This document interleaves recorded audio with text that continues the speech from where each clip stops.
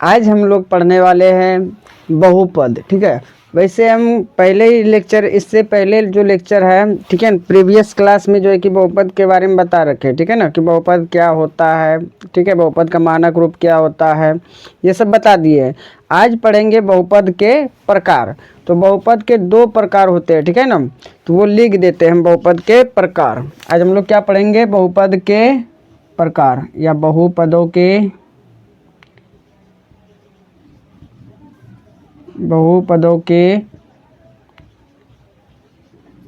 प्रकार।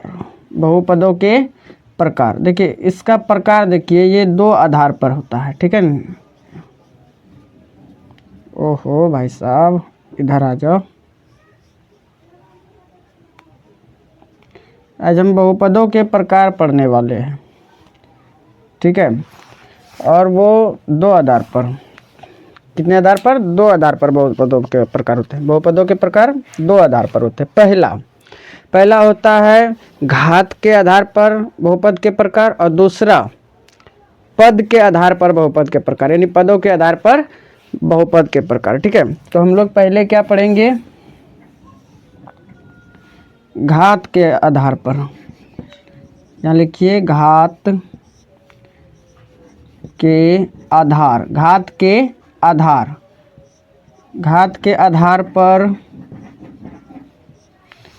घात के आधार पर बहुपदों के प्रकार एक पढ़ेंगे घात के आधार पर, और दूसरा पढ़ेंगे पद के आधार पर।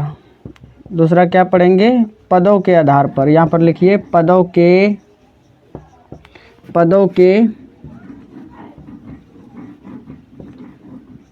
आधार पर। ठीक है, तो आप लोग एकदम बढ़िया से देखिए, यहाँ पर क्या है, पॉलिनोमियल बहुपद पढ़ रहे हैं हम लोग, ठीक है ना। तो बहुपद के बारे में हम लिखा चुके थे पहले ही, बहुपद का परिभाषा क्या होता है, डेफिनेशन क्या होता है। अब लिखाएंगे बहुपदों के प्रकार। तो बहुपदों के प्रकार जो है दो प्रकार के होते हैं, ठीक है ना। एक होता है घात के आधार पर और एक होता है पदों के आधार पर। तो घात के आधार पर देख लीजिए बहुपद क्या क्या होता है घात के आधार पर। तो घात के आधार पर जो बहुपद होता है ये 3 टाइप्स का होता है। कितने टाइप्स का? 3 टाइप्स का। पहला क्या है इसमें बाबू? पहला है रैखिक बहुपद। क्या है? घात के आधार पर रैखिक बहुपद। ठीक है, अब दूसरा देखिए, दूसरा क्या है? दूसरा है द्विघात बहुपद। द्विघात बहुपद। ठीक है, अब देखिए तीसरा क्या है? त्रिघात बहुपद। तीसरा है त्रिघात बहुपद।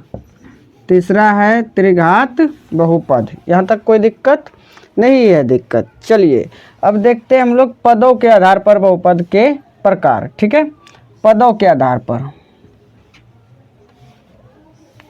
चलिए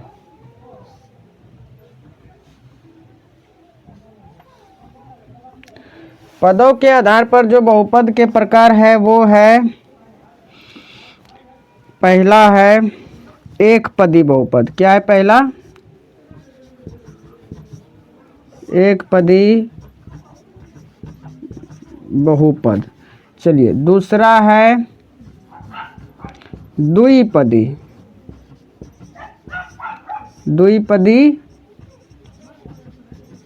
बहुपद। ठीक है, द्विपदी बहुपद। और तीसरा देखिए यहाँ पर, तीसरा है त्रिपदी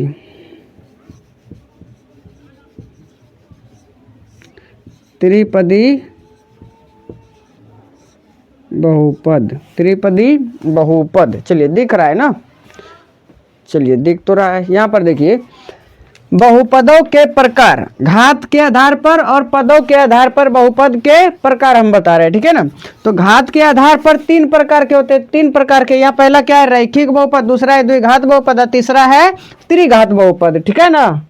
अब यहाँ देखिए पदों के आधार पर भी 3 प्रकार के हैं, एक पदी बहुपद, द्विपदी बहुपद और त्रिपदी बहुपद। वैसे और सारे बहुत सारे तो होते हैं बहुपद के प्रकार, ठीक है ना, बट हम जितना जरूरत था क्लास 9 से लेकर 10 तक में उतना ही पढ़ाए। कोई दिक्कत? नहीं है दिक्कत। चलिए अब जानते हैं घात के आधार पर बहुपद के जो प्रकार है, इन सभी बहुपदों के प्रकार जो है, इन सभी बहुपदों के प्रकार का डेफिनेशन क्या होता है, परिभाषा क्या होता है, इसका कहना क्या है।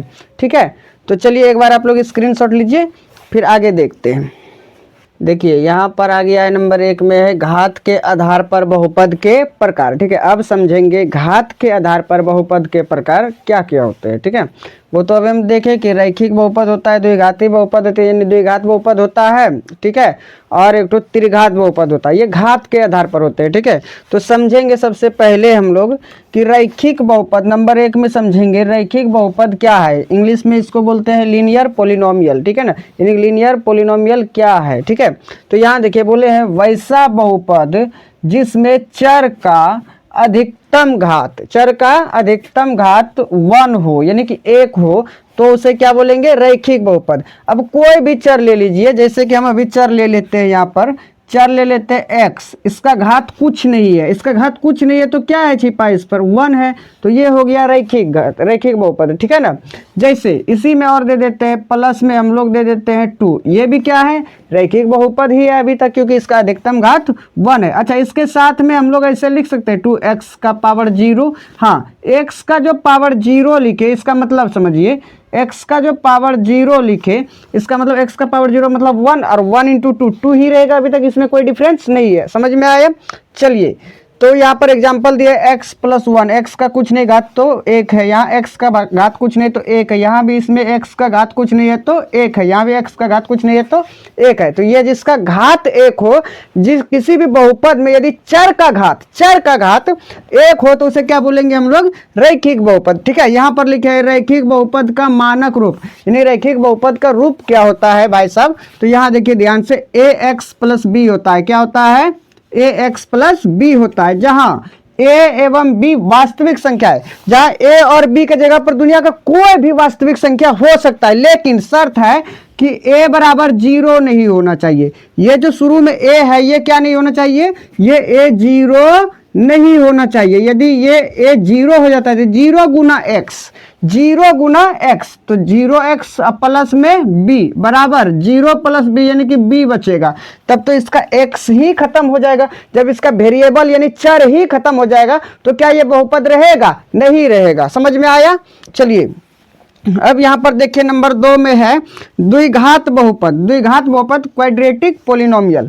क्वाड्रेटिक पोलिनोमियल क्या है, वैसा बहुपद जिसमें चर का अधिकतम घात 2 हो, चर का अधिकतम घात क्या हो, 2 हो। उसमें क्या होता था, रैखिक में घात 1 होता था, चर का अधिकतम घात 1 होता था, और द्विघात बहुपद में क्या है, चर का अधिकतम घात कितना होगा भाई, 2 होगा। समझ में आया। तो उसे क्या कहते हैं, द्विघात बहुपद कहते हैं, तो उसे द्विघात बहुपद कहते हैं। यहाँ देखिए एक्स स्क्वायर प्लस 1 है, यहाँ चर का x का घात देखिए क्या है, 2 है। ठीक है ना, यहाँ भी देखिए x का घात कितना है, 2, सिर्फ घात देखना, x का घात 2 है, x का घात 2 है, तो ये हो गया द्विघात बहुपद।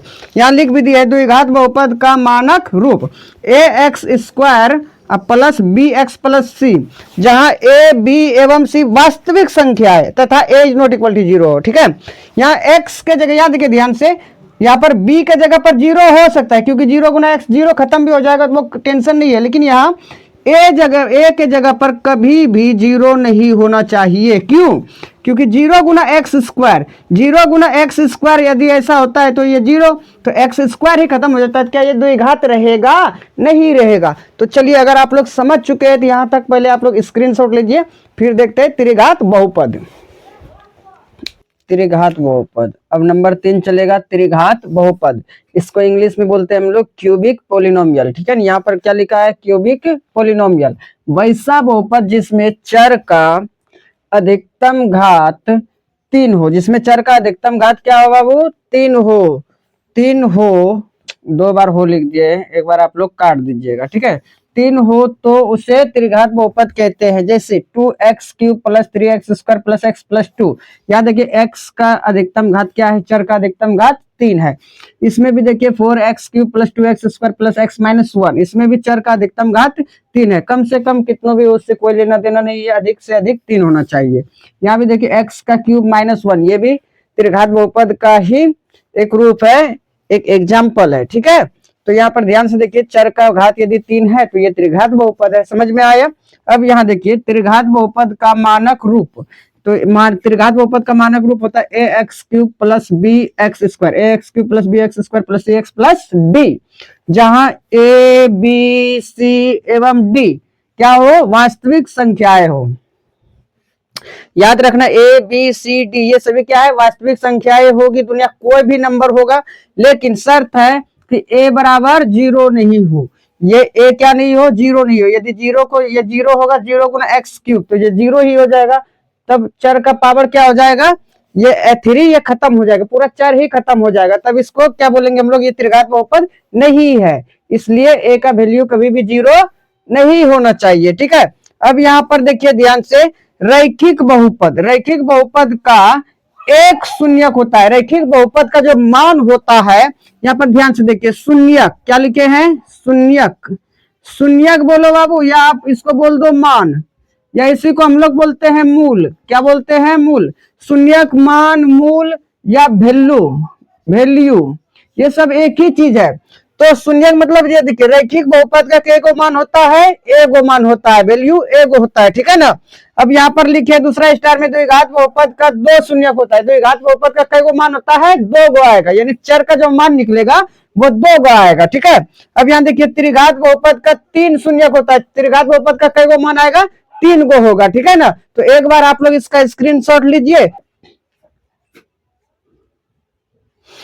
चलिए अब यहाँ पर देखिए, तो यहाँ पर आ गया है पद के आधार पर बहुपद के प्रकार। ठीक है, पद के आधार पर अब देखेंगे बहुपद के प्रकार, पद के आधार पर। ठीक है, तो बढ़िया से आप लोग समझिए। नंबर 1 क्या कहता है, एक पदी बहुपद, इसको इंग्लिश में बोलते हैं मोनोमियल। ठीक है ना, मोनोमियल, पॉलिनोमियल। ठीक है ना, मोनोमियल क्या है, वैसा बहुपद जिसमें केवल एक ही पद हो, जिसमें केवल कितना हो, एक ही पद हो, तो उसे हम लोग क्या कहते हैं, मोनोमियल पॉलिनोमियल कहते हैं, यानी एक पदी बहुपद कहते हैं। ठीक है ना। जैसे यहाँ पर देख लीजिए, यहाँ पर एग्जांपल में लिख दिया, एक्स हो, वाई हो, 2x हो, -3x हो, एक्स वाई हो या 2 हो, ये एक ही पद है। अब ऐसा नहीं कि यहाँ पर 2x लिखा है तो एगो ये 2 गो हो गया, नहीं भाई साहब, ये 2x 2 और x जो है ना गुना के रूप में है, तो ये एक, जब गुना और भाग के रूप में रहता है तो वो एक ही पद कहलाता है। अलग कब होता है, जब यहाँ पर x प्लस वाई दिया हो या x माइनस वाई दिया हो, तो ये दोनों कभी नहीं जुड़ सकता है, ना ही x में कभी y घट सकता है। ठीक है ना।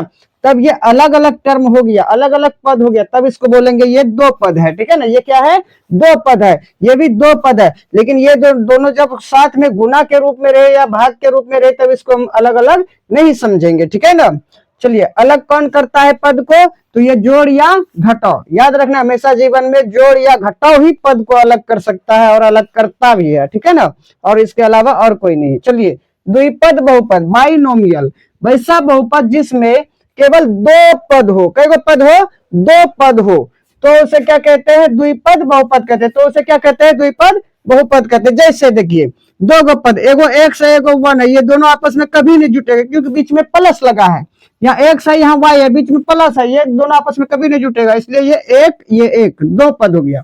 चलिए, x माइनस वाई, ये भी 2 पद है, x माइनस 2, ये भी 2 पद है, इसलिए ये द्विपदी बहुपद हो गया। ठीक है।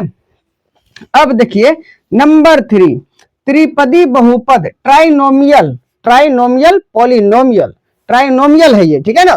तो वैसा बहुपद जिसमें केवल 3 पद हो, कितना पद हो, 3 पद हो, जिसमें केवल 3 पद हो, तो उसे क्या बोलते हैं हम लोग, त्रिपदी बहुपद। जैसे x प्लस 2y प्लस 1, सबके बीच में प्लस है, ये तीनों आपस में कभी नहीं मिल सकता, एक जैसा रहता तो मिलता, लेकिन यहाँ x वेरिएबल है, यहाँ y वेरिएबल है, यहाँ सिर्फ और सिर्फ कांस्टेंट है, ये तीनों कभी नहीं जुड़ सकता है। ठीक है ना।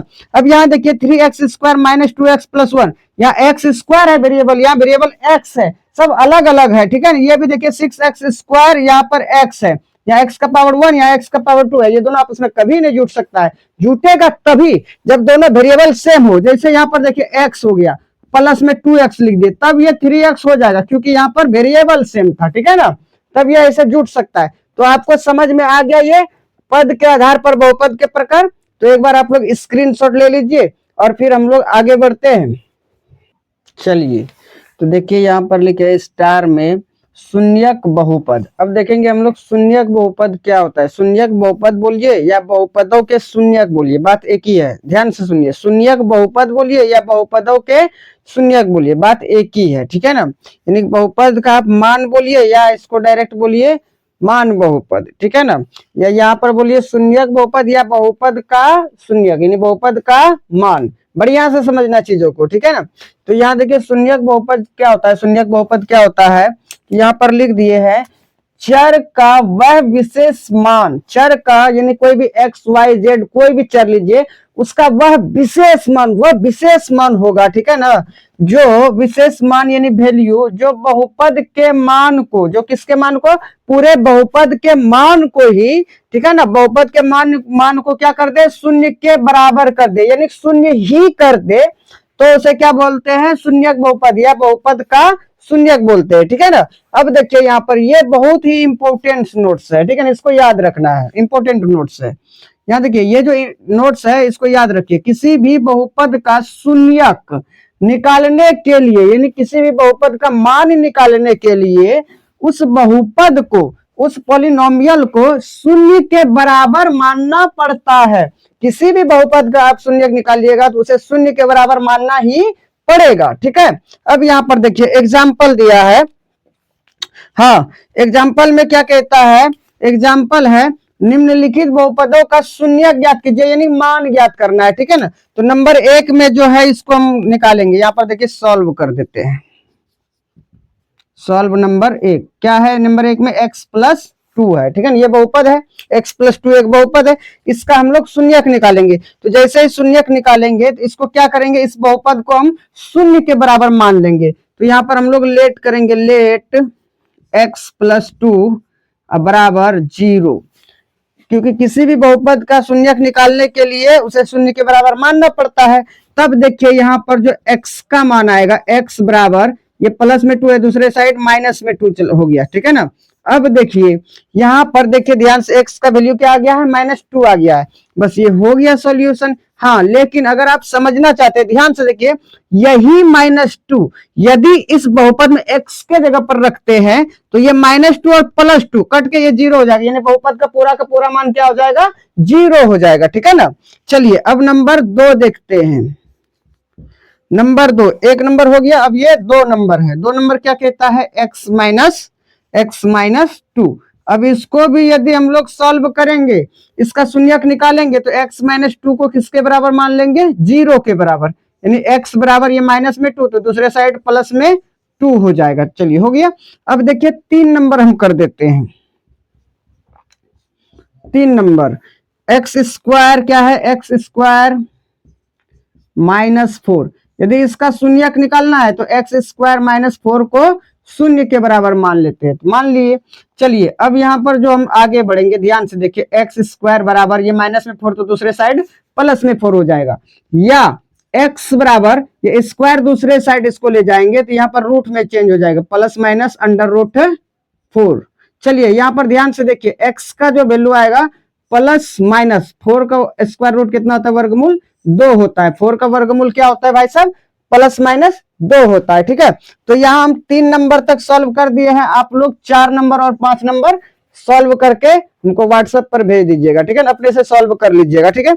अब जो हम लोग पढ़ेंगे वो है गुणांक, कोएफिशिएंट पढ़ेंगे, ठीक है। उसके बाद हम लोग एक्सरसाइज स्टार्ट कर देंगे, ठीक है। चलिए देखिए यहाँ पर है गुणांक, ठीक है, स्टार में लिखे हैं गुणांक, कोएफिशिएंट। यहाँ देखिए गुणांक कोएफिशिएंट, ठीक है ना। कोएफिशिएंट क्या होता है, ध्यान से देखिए, गुणांक यानी कोएफिशिएंट क्या होता है, किसी भी बहुपद में, कोई भी दुनिया का बहुपद होता है, किसी भी बहुपद में चर के साथ, कोई भी वेरिएबल है उसके साथ में, कोई भी चर उसके साथ में, या चर के साथ जो अचर, दुनिया का कोई भी चर, सॉरी, किसी भी बहुपद में चर के साथ जो चर, चर के साथ में चाहे कोई चर हो या कोई अचर हो, अचर गुणा के रूप में रहता है, उसे क्या कहते हैं भाई साहब, गुणांक कहते हैं, ठीक है ना, गुणांक कहते हैं, ठीक है ना। अब यहाँ पर ध्यान से देखिए, इसमें दिया है क्वेश्चन, निम्नलिखित बहुपदों में x का गुणांक लिखिए। x का गुणांक लिखना है तो हम लोग सॉल्व करेंगे।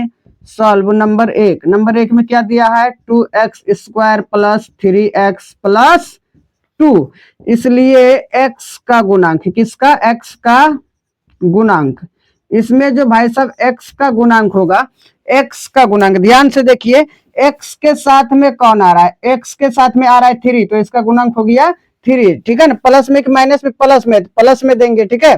तो ये हो गया गुणांक, बस इतना सही लिखना है और कुछ नहीं लिखना है। चलिए अब देखते हैं नंबर 2। नंबर 2 क्या कहता है, नंबर 2 एक नंबर हो गया। अब नंबर 2 देखिए, 5x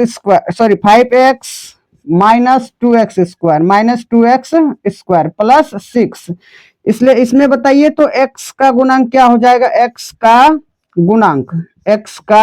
गुणांक ध्यान से देखिए, x कहां पर दिख रहा है, x यहाँ एक्स स्क्वायर है तो यहाँ पर x है, तो x के आगे में कौन सा टर्म है, 5 है, प्लस में माइनस में, प्लस में, तो दे देंगे प्लस में 5। चलिए ये 2 नंबर भी आपका हो गया। अब नंबर 3 बचा है। नंबर 3 को ध्यान से देखिए, नंबर 3 क्या है, नंबर 3 क्या कहता है, क्या क्वेश्चन है, 3x⁴ minus 2x² minus x, इसलिए इसमें बताइए तो x का गुणांक क्या होगा, x का गुणांक, ठीक है, x का गुणांक। चलिए बताइए फटाक से x का गुणांक। अच्छा भाई साहब आप लोग एक बात याद रखिए कि यहाँ पर 3x⁴ है, यहाँ पर x² है, 2x² है, तो ये नहीं चाहिए हमको, चाहिए क्या, x चाहिए। x यहाँ पर है, इसके आगे में कुछ भी नहीं है, तो कुछ भी नहीं है तो क्या है, 1 है, लेकिन ये 1 किस में है, माइनस में, तो -1, इसका गुणांक भी हो गया। ये नंबर 3 भी आपका हो गया। यदि भाई साहब आप लोग एक बात बढ़िया से याद रखिएगा, यदि आपको यहाँ पर दे देगा 2xy, ठीक है ना, 2xy, और इसमें पूछ देगा आप बताइए कि y का गुणांक क्या है, तो आप बोलिएगा यहाँ पर भाई साहब y का गुणांक 2x होगा, यानी चर और अचर दोनों हो जाएगा, ठीक है। अब यहाँ पर ध्यान से देखिए, यदि आपको पूछेगा 2x माइनस 2xy में बताइए तो x का गुणांक क्या है, तो x का गुणांक जो होगा वो होगा -2, और इधर क्या बच गया है, y, तो -2y। समझ में आया, गुणांक मतलब एक संबंध बताता है, ठीक है ना, x के साथ में कौन कौन है इसके संबंधी, इसके रिलेशन में कौन कौन, तो x के साथ में -2 भी है और y भी है, तो दोनों लिख दिए। समझ में आया, गुणा के रूप में था तो गुणा के रूप में लिख दिए। चलिए आपका गुणांक ये क्लियर हो गया है बढ़िया से, ठीक है। अब जो हम लोग पढ़ेंगे वो एक्सरसाइज होगा, ठीक है ना। अब हम लोग एक्सरसाइज पढ़ेंगे, और एक्सरसाइज कितना चलेगा, एक्सरसाइज 2.1 चलेगा, ठीक है ना। शुरुआती 2.1 हम लोग स्टार्ट करेंगे, ठीक है। अब यहाँ से बहुपद बनना, बहुपद का प्रॉब्लम्स, जो पॉलिनोमियल्स है, पॉलिनोमियल्स का जो भी प्रॉब्लम्स है वो बनना स्टार्ट धीरे धीरे हो जाएगा, बहुपद का सवाल धीरे धीरे बनना स्टार्ट हो जाएगा, ठीक है। और देखिए हम जो आप लोग जानते हैं, ठीक है, अलजेब्राइक फंक्शन का जो फॉर्मूला होता है a+b का होल स्क्वायर, ये सब आपको पता है कि नहीं है, हमको पता ये बात नहीं है, ठीक है ना। तो इसके लिए जितना भी अलजेब्राइक फंक्शन का जितना भी फॉर्मूला है सभी के लिए अलग से एक वीडियो ही बना देंगे, ठीक है ना। एक वीडियो हम अलग से इसके लिए फॉर्मूला के लिए बना देंगे, उसको आप लोग देख लीजिएगा ताकि फॉर्मूला में आपको कभी भी परेशानी नहीं आए, ठीक है। तो चलिए मिलते हैं नेक्स्ट क्लास में, बाय।